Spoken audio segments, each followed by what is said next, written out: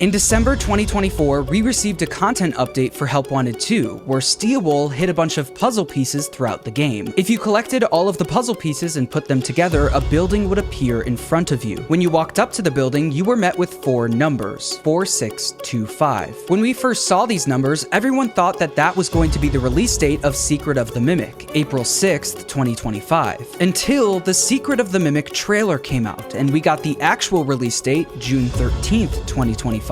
So if 4625 isn't the release date, then what do the numbers mean? Well, I think those numbers are the key to solving Secret of the Mimic, including who we play as, what's gonna happen, and how the game is going to end. Make sure to subscribe, and let's see if I can predict exactly what we're going to see in Secret of the Mimic 3 months before it comes out. Let's start with the building we saw in the Help Wanted 2 update. A lot of you might have seen this building and thought, what in the world am I looking at? And you might have thought this because we didn't really have much to go off of. We knew it was some sort of gift shop that was selling masks. We knew that it was associated with this logo and the letters MCM, and we knew because of the puzzle that there was some sort of factory either attached to it or located close by. A lot of this was brand new stuff that we've never seen before, but this stuff quickly started making sense once the Secret of the Mimic trailer came out 2 months later. In the trailer, we learn a bunch of stuff about the game. The game takes place in 1979, which is the earliest game we now have in the FNAF timeline. In it, we play as a Fazbear Entertainment employee being sent into an abandoned warehouse. This warehouse belongs to Edwin Murray, a contractor for Fazbear Entertainment who has apparently gone missing. This already answers a question from the Help Wanted 2 update. This factory-looking place in the background of the puzzle is Edwin's abandoned warehouse that we're going to be exploring in Secret of the Mimic. If you don't know already, Edwin Murray is a character who was introduced in the Tales from the Pizzaplex books, and those books basically tell us everything we need to know about him. We learned that Edwin was a very talented engineer, and his job was to turn Fazbear Entertainment mascot costumes into fully functioning animatronics. This is why throughout his warehouse you can see a bunch of mascot costumes all over the place. This is backed up by the official description for the game, where it states, "Enter the abandoned workshop of Murray's Costume Manor and unravel the mystery left behind by the reclusive inventor Edwin Murray." This one sentence solves yet another mystery from Help Wanted 2. The logo featured on the top of the building and on the puzzle is the logo for Murray's Costume Manor, MCM. This building is the entrance to Edwin's abandoned warehouse. This is interesting because Edwin's warehouse in the books was seemingly nothing like this. In the books, the warehouse doubled as a living space for Edwin and his son, but also a workspace where Edwin could build his inventions. The building was described as being extremely dirty and worn down. The name Murray's Costume Manor and the logo are also never mentioned in the books. In the games, it seems that Edwin's warehouse is almost acting similar to Willy Wonka's chocolate factory, where the public could come and visit the warehouse to see Edwin's inventions in person, featuring a gift shop where people could buy toys and masks of their favorite characters. This is further proven by this part of the trailer, where we access a computer that says Reset Welcome Show. Not only was there a gift shop, there was also a welcome show that would play for people who visited Murray's Costume Manor, featuring Edwin's animatronic characters. But, like we learn in the trailer, Edwin has apparently gone missing, and Fazbear Entertainment is sending us into his warehouse to retrieve one of his inventions,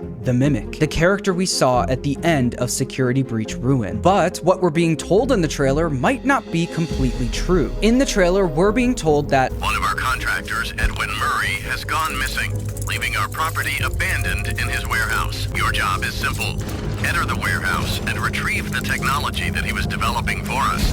There's 2 key words that Fazbear might be lying about here. Quote, "Enter the warehouse and retrieve the technology that he was developing for us." In the story The Mimic from the Tales books, Edwin didn't make the Mimic for Fazbear Entertainment, he made it for his son, David. The Mimic wasn't something he was hired to build, it was something he built in his free time for his son. So if Fazbear is saying the Mimic was being built for them, then either the story in the books will be different from the story in the games, or Fazbear Entertainment is lying. shocking. Fazbear could have easily heard what the mimic was capable of. It's a kind of prototype endoskeleton that can adapt to any costume and become any character. And decided they wanted that technology for themselves. So now that Edwin is missing, they came up with the plan to enter his warehouse and steal it. But I don't think Fazbear will stop there. I think some of the most unique and beloved characters from Security Breach were all taken from Edwin's warehouse as well. At the end of the trailer, we get to see this giant animatronic that is essentially an early version of DJ Music Man. The fact that this thing can be found in Edwin's warehouse all the way back in 1979 tells me that DJ Music Man was likely originally built by Edwin, with Fazbear taking Edwin's Maestro Music Man and using it to create the DJ we all know and love decades later. The daycare attendant from Security Breach was also likely built by Edwin as well. MatPat put out a great theory a couple years ago where he pointed out that the teeth on Eclipse match perfectly with the teeth on the Mimic, along with the general design of the characters looking similar. I think he was right, and we're gonna see the earliest version of the daycare attendant appear in Secret of the Mimic. These are just one or two examples of Edwin's inventions likely being taken and reused by Fazbear Entertainment, but I don't think it'll stop there. I think other characters from Security Breach could have been Edwin's as well, such as the wet floor bots or even the staff bots. Here's why. In the books, we learned that one of Edwin's first inventions was a robotic vacuum cleaner, and in the recent update to 5 Laps at Freddy's, you can actually see a billboard advertising it. It was called Hugs, which could very well mean that Edwin was also the inventor of Mr. Hugs from FNAF 6. But the reason he created this robotic vacuum cleaner was because Edwin believed in, quote, building useful machines that would change people's lives. He believed in automating life's most mundane tasks, and he was sure he could create robots to replace most household chores people didn't enjoy. This is why we see a robot in the trailer that was made exclusively to sort mail. This is Edwin automating a mundane task, and I think the wet floor bots and the staff bots in Security Breach also fit that description. In general, I think there's a ton of stuff that Steelwool is hiding from us in this trailer. In the books, one of Edwin's jobs was to turn the mascot costume versions of Freddy, Bonnie, Chica, and Foxy into animatronics. So it's very possible that we're gonna see the original mascot versions of Freddy, Bonnie, Chica, and Foxy in Secret of the Mimic. They might even look similar to the concept art that I talked about last year, featuring mascot designs of the core animatronics. I also think we're gonna see the original Fredbear and Spring Bonnie mascot costumes. In the trailer, you can see Fredbear's Family Diner posters hanging on the walls, the same Fredbear's posters we found in Security Breach. Also, in one of the offices, you can see a pizza box sitting on the couch. Although you can't see the top of the box, I can tell you from playing the demo of the game at PAX West that those pizza boxes have Fredbear's Family Diner logos on them. Fredbear's is clearly being teased in this game, and if you look at the poster featuring Bonnie, you can see that the design looks exactly like Glitch Trap. Glitch Trap was the original mascot costume version of Spring Bonnie, and after 6 years of seeing the digital version of this character, I think we're finally gonna see this Bonnie mascot costume for the first time physically in this game, along with the debut of the Fredbear mascot costume in the same style as the poster. You can also see the cutout of an alligator character in the trailer, which could very well be the earliest version of Monty. Not only that, I think we'll also see a Monty mascot costume in the game as well. With this game taking place in 1979, there's so much potential to see the earliest versions of characters we've known and loved for the past decade. But this game isn't about the old characters, it's about hunting down one of the newest ones. Fazbear Entertainment is clearly doing everything they can to retrieve the Mimic, and in the story The Mimic from the books, we see them doing the same thing. Once Edwin goes missing, Fazbear sends 3 employees to Edwin's warehouse, called Team A. Team A eventually does find the Mimic, but once they do, they each get brutally killed one by one. After Team A got completely wiped out, Fazbear did the common sense thing and just sent another team of people into the warehouse, Team B. While Team B was exploring the warehouse, they found audio recordings left behind by Team A. This is how Team B found out about the Mimic. But even with the audio recordings, Team B still ended up getting wiped out by the Mimic. In the books, that's where the story ends. Both Team A and Team B fail to retrieve the Mimic. But although that's where the book ends, I think that's where Secret of the Mimic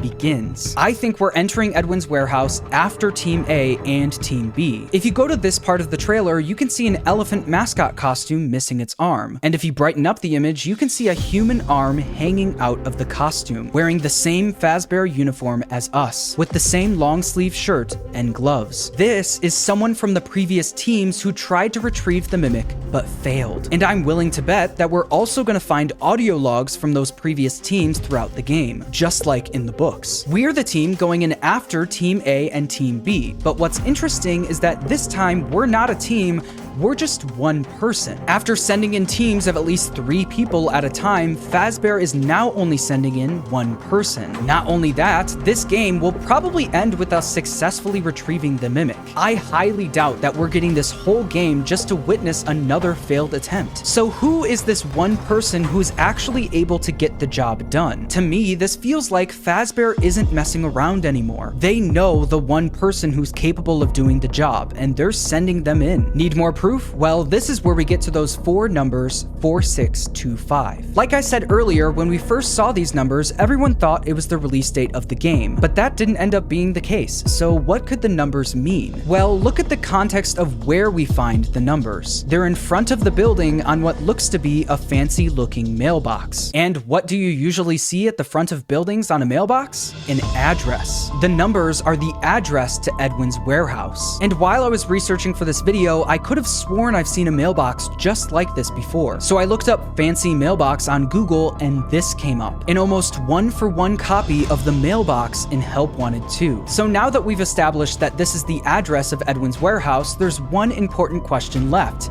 Why does this matter? Well, its importance lies in what we do with the address. After getting the numbers, if you go back over to the table and take off the Vanny mask, a van appears next to you. When the doors of the van open, you can see the Mixes machine sitting inside. In order to get the ending of the content update, you need to walk up to Mixes and input a code. The code you put in is the address to Edwin's warehouse. 4625. Once you put in the address, you see Mixes appear, the doors shut, and the van drives off. This could mean a lot of things. Maybe it's telling us that Mixes was originally made at Edwin's warehouse, 4625. But if you include the context of the van driving off, I think the more likely answer is Steelwool is showing us where Mixes is being driven to. Once we put in that address, the van drives off. And how does the Secret of the Mimic trailer begin? With the van pulling up to Edwin's warehouse, 4625. The ending of the Help Wanted 2 update is showing us how Secret of the Mimic will begin. This is further proof that Fazbear Entertainment isn't messing around this time. This one person isn't going in blind and unprepared like the previous teams, they're bringing Mixes with them. Mixes being around all the way back in 1979 was also heavily teased in the interview I did with Steelwool Studios. That is deliberately supposed to be an older machine.